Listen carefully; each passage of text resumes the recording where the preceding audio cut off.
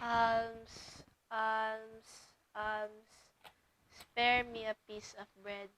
Spare me your mercy. I am a child, so young, so thin, and so ragged. Why are you all staring at me? With my eyes I cannot see, but I know you are all staring at me. Why are you whispering to one another? Why? Do you know my mother? Do you know my father? Did you know me 5 years ago? Yes, 5 years of bitterness have passed.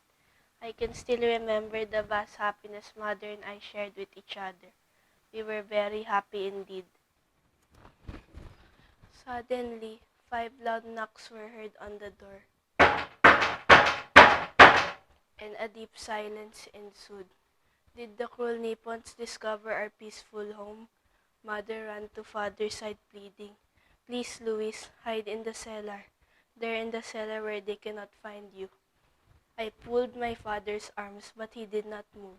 It seemed as though his feet were glued to the floor. The door went bang, and before us 5 ugly beasts came barging in. "Are you Captain Luis Santos?" roared the ugliest of them all. "Yes," my father said.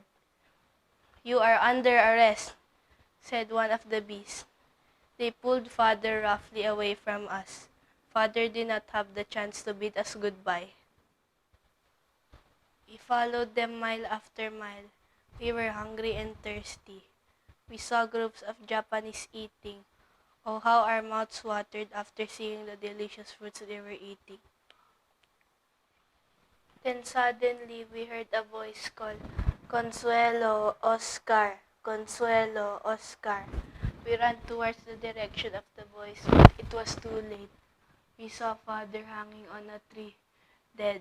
Oh, it was terrible. He had been badly beaten before he died, and I cried, "Vengeance, vengeance, vengeance." Everything went black. The next thing I knew, I was nursing my poor invalid mother. One day, we heard the church bell ringing. Ding dong, ding dong. It was a sign for us to find a shelter in our hideout. But I could not leave my invalid mother. I tried to show her the way to the hideout. Suddenly, bombs started falling. Airplanes were roaring overhead. Cannons started firing everywhere. Boom, boom, boom, boom. Mother was hit. Her legs were shattered into pieces. I gently took her in my arms and cried, "I'll have vengeance, vengeance." "No, Oscar, vengeance, it's God's," said Mother.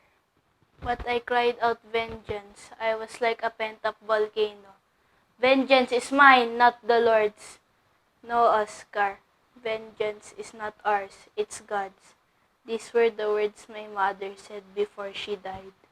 Mother was dead and I was blind. Vengeance is not ours.